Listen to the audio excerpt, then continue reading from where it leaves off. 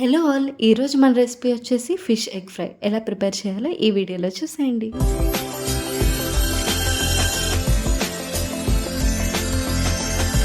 ఈరోజు recipe fish egg fry. అదేనండి తెలుగులో సొన అంటారు.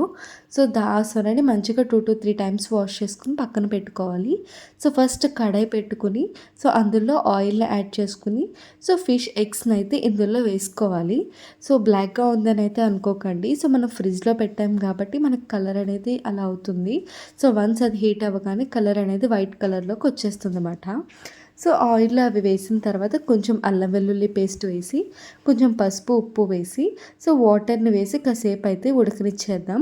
సో, ఎలా అంటే వాటర్ అంతా కూడా మనకి ఎవాపరేట్ అయిపోయి, సో, మనకి అదంతా కూడా మంచిగా కుక్ అయ్యేలాగా ఫ్రై చేసుకోవాలి.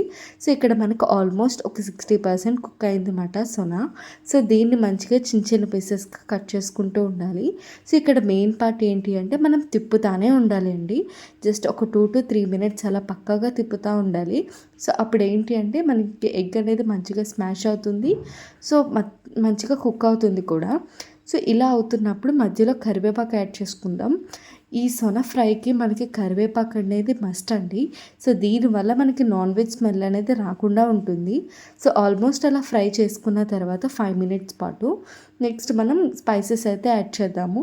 సో, కారం, ఉప్పు, గరం మసాలా, ధనియా పౌడర్ ఇవన్నీ వేసి సో, మంచిగా ఫ్రై చేయండి.